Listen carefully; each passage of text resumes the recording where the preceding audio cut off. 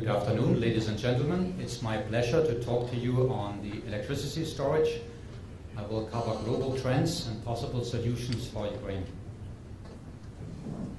The agenda will cover introduction to storage, give you an overview what's available on technologies. I will then describe it in more detail, covering pumped hydro, CIS, compressed air energy storage, power to gas, flywheels and batteries.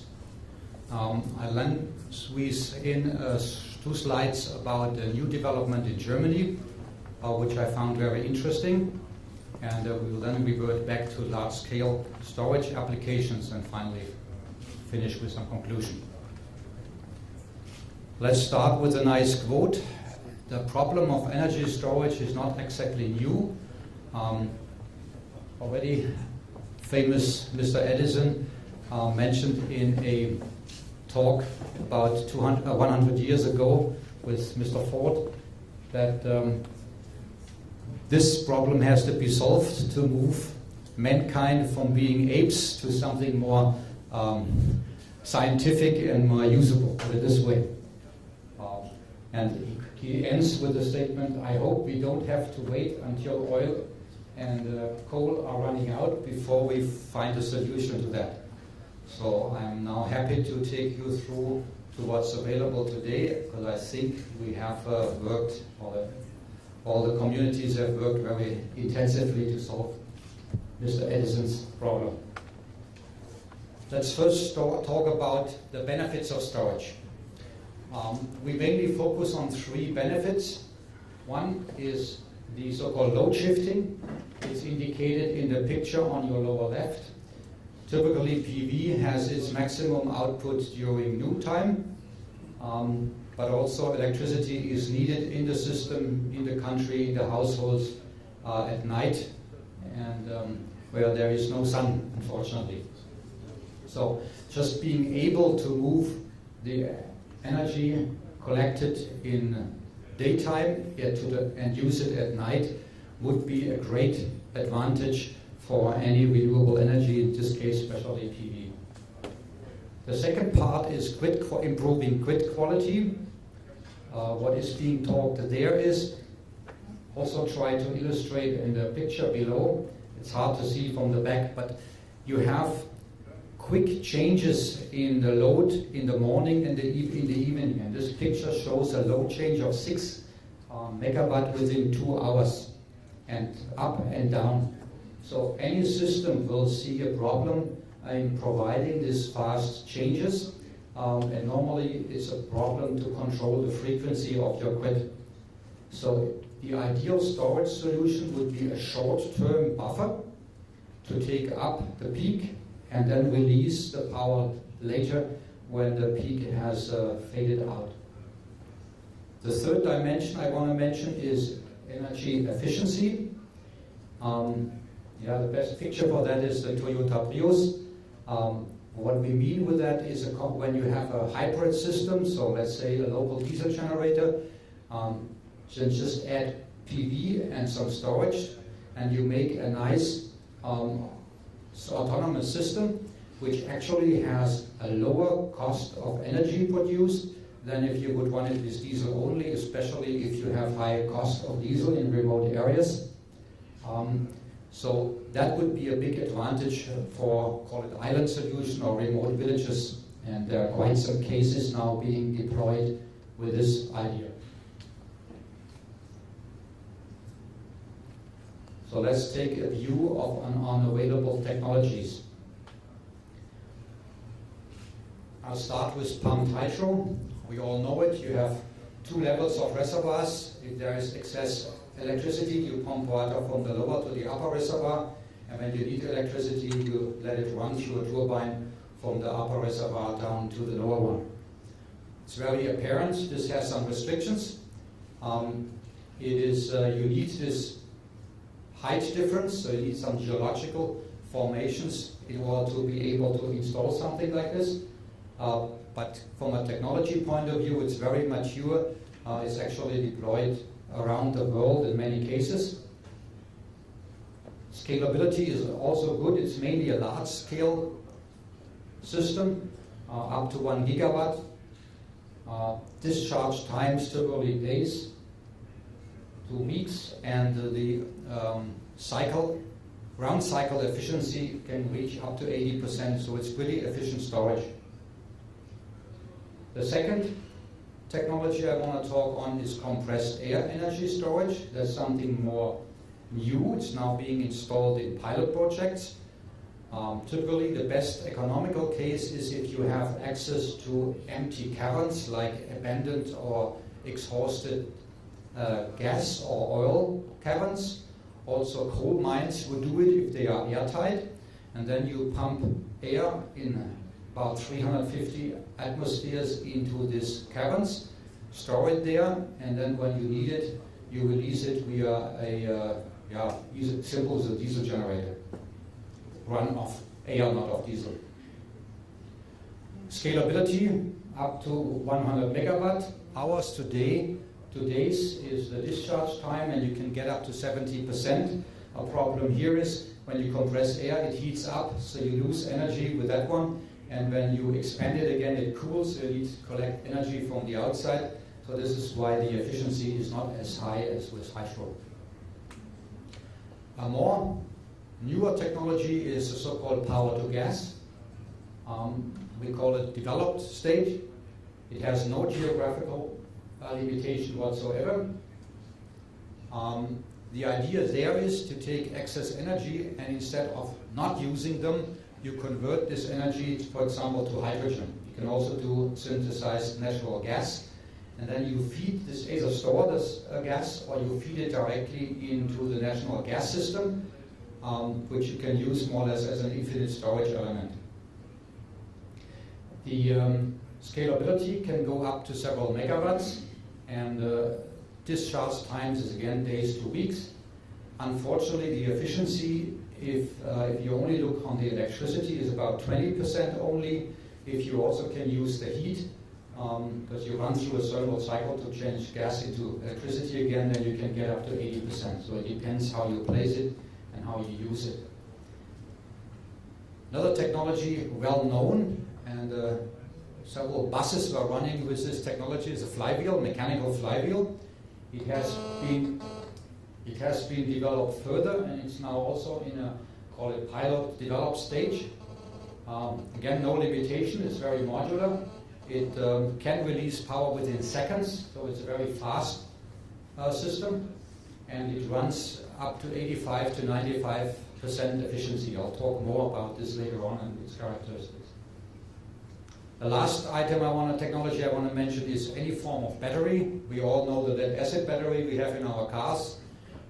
There is now much more developed battery system, and the picture shows a so-called redox flow battery. Again, no limitations, modular design, release time minutes to hours, and can reach up to 95% efficiency. So these are the main technologies available today for large-scale storage, and we'll work more on examples later on. So I think this is hard to see, but it should give you a little, I try to describe the picture. The vertical axis is the power rating of a storage system, meaning how much power you can charge and how much power you can take off. And the horizontal axis is the capacity. And the two parameters are not always independent. In most cases, they are tightly coupled. For example, the lithium ion, which is in the center, is kind of a middle system. To the left, you have the more classical system like capacitors and the flywheel. Short-term show lower capacities, and to the far right you have the hydrogen, that's natural gas, which can go all the way up to some gigawatt capacities, and also the pumped hydro system is in the center, and the compressed air are kind of also to the right side, meaning high capacity, high power, meaning suitable for large-scale systems. So let's talk now on some examples.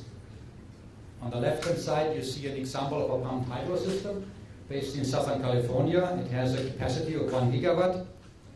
Clearly, very reliable, well-known technology. There is no secret in there, nothing to learn anymore. Disadvantages we already touched. It only fits in certain places where you have these deltas. in height. It's best if you make it big, and 90% of the stored energy worldwide is actually used or stored using this type of technology. On the right side, there is an example of a compressed air system. It's a 110 megawatt plant also located in the US. High power, high energy output, long life. So there is disadvantages is you need an electricity generation on site, because running compressed air at high pressure through pipelines is probably not a good economical solution. So that drives up the investment cost somewhat. It's also applicable mostly for large-scale integration to take the economy of scale effect. And yes, you need access to cavern. There are now systems available where you do underground storage in steel tubes, but those are definitely still no more expensive than having a cavern available. This again has a huge potential to support load shift applications like day to night, because of this day-to-hour storage efficiency. Next set of examples. On the left-hand side, power to gas. It shows a 2 megawatt facility placed in Germany, which generates 360 cubic meter of hydrogen per hour. It's very attractive. You can place it, as you see, very modular. You can place it next to a wind farm or to any solar farm. The disadvantages we touched already: low efficiency because of the thermal cycle involved if you want to get the electricity back. Also still very expensive, but great potential to be combined with any form of renewable energy. Right-hand side, a 20 megawatt example of a flywheel placed in New York. This is not by accident, but by design, because there you have these large load changes in the grid. So, and flywheel, as I tried to explain earlier, is best suited for short-term buffering of grid fluctuations. So it can respond very quickly. Problem again, high self-losses. You cannot store the energy for weeks or so because of the friction. People have been working on superconducting bearing, but that makes it also very costly. Again, the advantage of that system is immediate power delivery within very short time, below seconds. There's also a problem I'd like to mention is that it is still difficult to manufacture these flywheels with the necessary quality. Any off balance in the flywheel can cause deadly accidents. If the flywheel jumps out of its bearings, it literally runs through everything. I have seen pictures where a flywheel went through walls. There's nothing to stop it because of the energy stored in there. So this is a very busy chart. I checked it before. You can't read it from the second row, so bear with me. I'll try to take you through a bit. It shows an overview on the batteries, available battery technologies. We are mainly covering lithium-ion, sodium-sulfur batteries, lead acid, and redox flow batteries. The top part of the table shows some key characteristics like powers measured in megawatts, capacity in megawatt hours, then storage periods ranging from day to months to days in case of sodium sulfur, the energy density, kilowatt hours per ton, which is led by lithium ion, efficiency, we discussed earlier, so-called round-trip efficiency, where also lithium ion can reach up to 98%. The other big key characteristic is how many of these charging cycles you can run before the system degrades too much. Again, lithium is holding the records there with up to 7,000 cycles. That's why we all have it in our mobiles and in our computers and everywhere. The two rightmost columns show the economical figures. One is the investment, the cost measured in dollars per kilowatt hour of storage capacity, where unfortunately lithium ion is the most expensive one.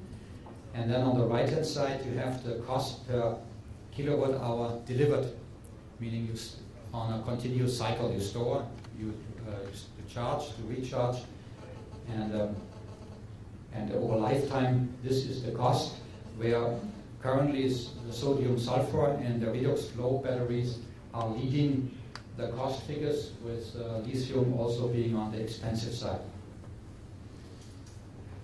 So from a comparison, you can start with lead acid. We all know it. It's a very proven technology. One of the big disadvantages is that it has a very low depth of discharge cycle, only up to 60%, whereas, for example, flow batteries and also lithium go way above, and low flow batteries can reach 100%.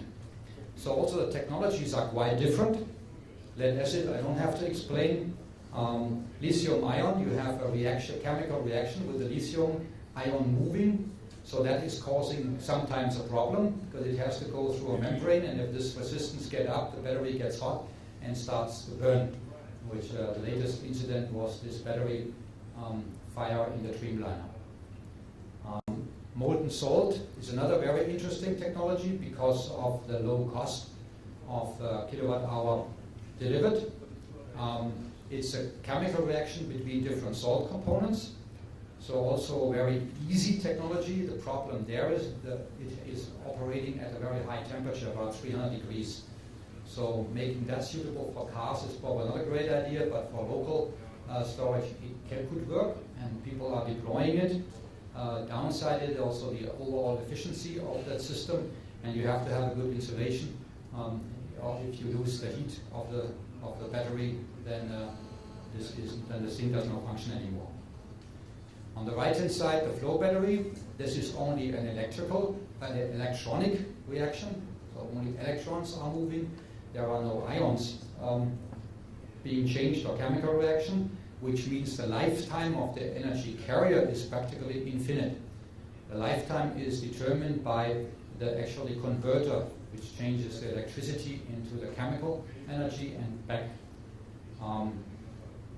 So also depth of discharge up to 100%. Problem there is the density, energy density is much lower than in case of lithium ion. But if you are not space limited, like in a wind park or close to a wind park or in a solar PV installation, then this is the solution to go, especially as you can optimize the power differently from the storage capacity. The storage capacity is just more tanks of the liquid. This chart shows the development of various storage technologies, mainly in this case batteries. On the left side you see the year 2013, where the market is dominated by lead acid and then some lithium ion. Now over the next 4 years it is forecasted that lithium ion will get a market share of about 70%, with about 10% from sodium nickel chloride, sodium sulfide, and and the flow battery. So there's quite a change in the storage technology that's going to happen over the next years. So I promised you I spent 2 slides on a nice development which happened in Germany this year. As you know, Germany is a very well-developed PV market. There's about 36 gigawatt of installed PV, and plus an even higher amount in wind. And so the system is now facing quite a few problems. And this is shown in this picture. Let's start with the forecast. On the left-hand side, I need to read you the numbers. So today we have approximately a total capacity of 160 gigawatt, out of which 90 gigawatt are still nuclear and thermal. The rest is already renewable.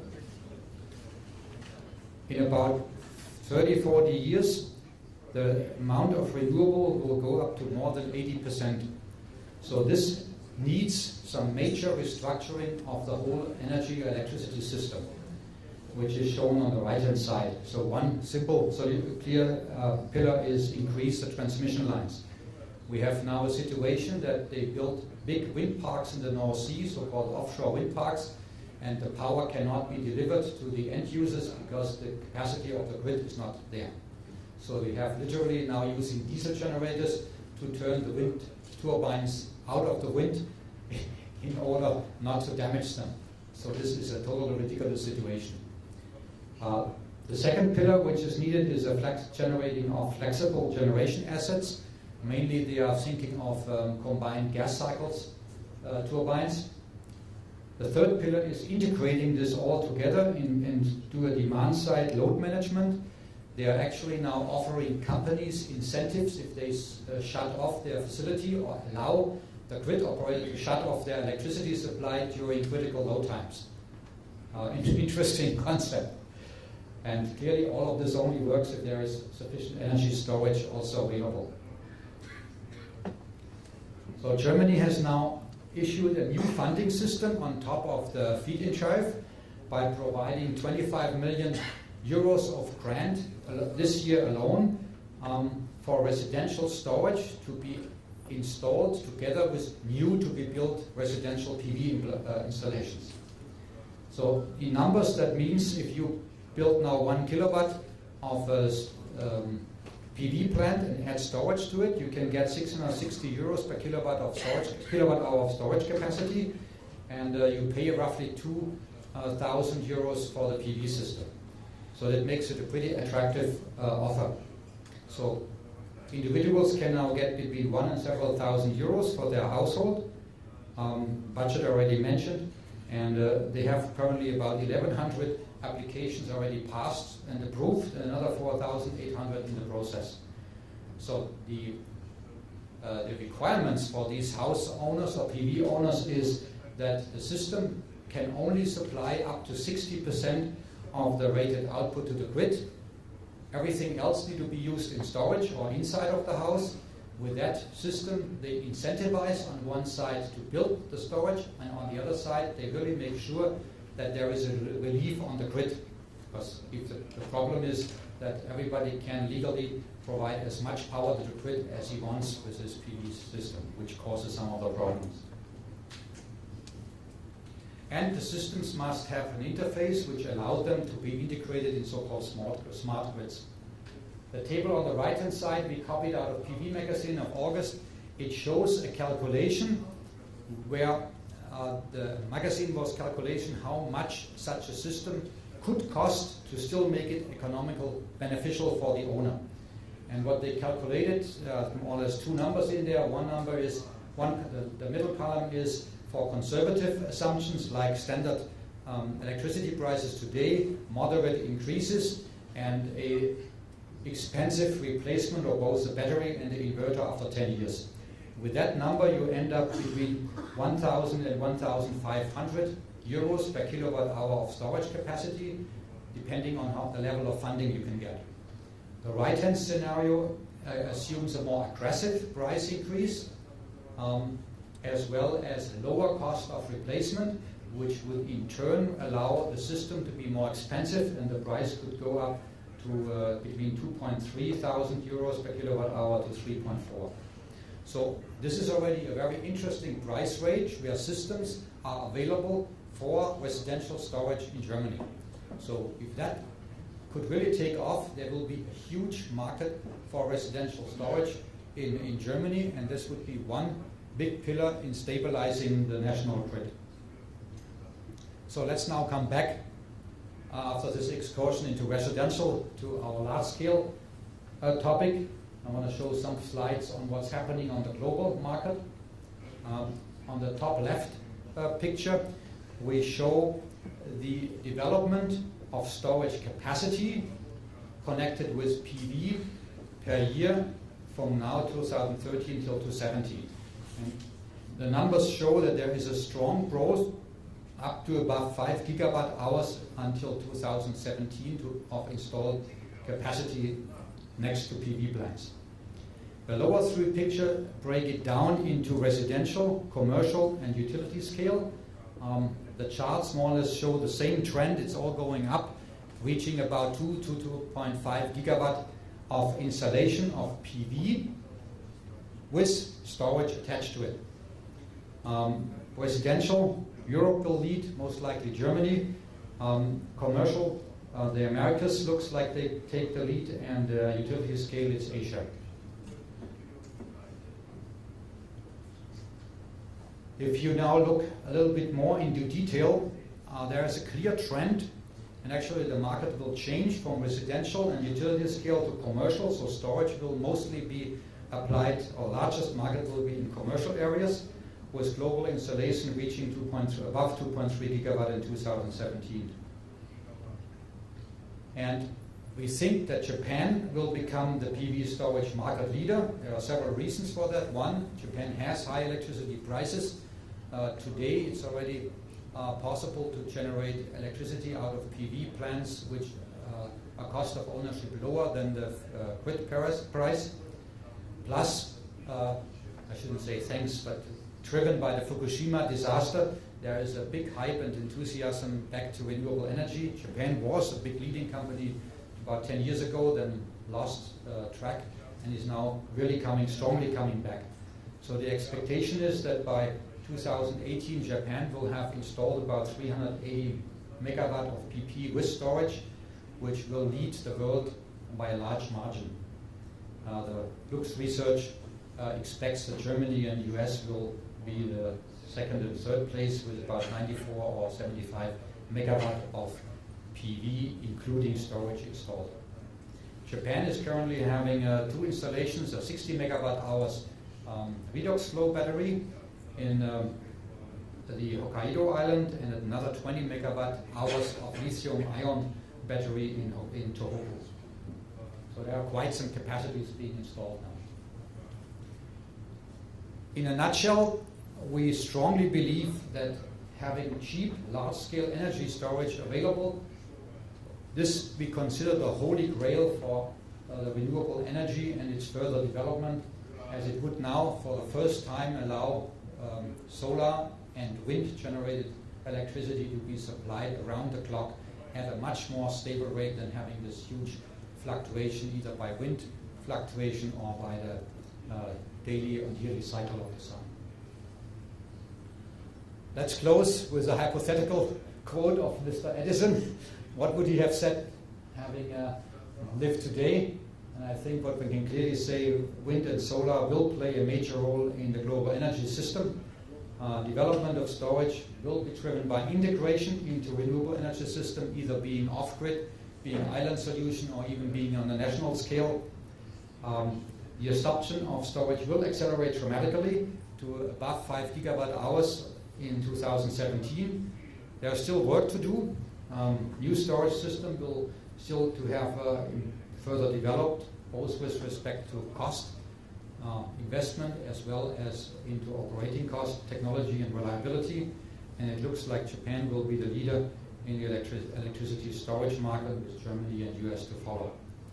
With that, I would like to close my presentation. Thank you very much for your attention.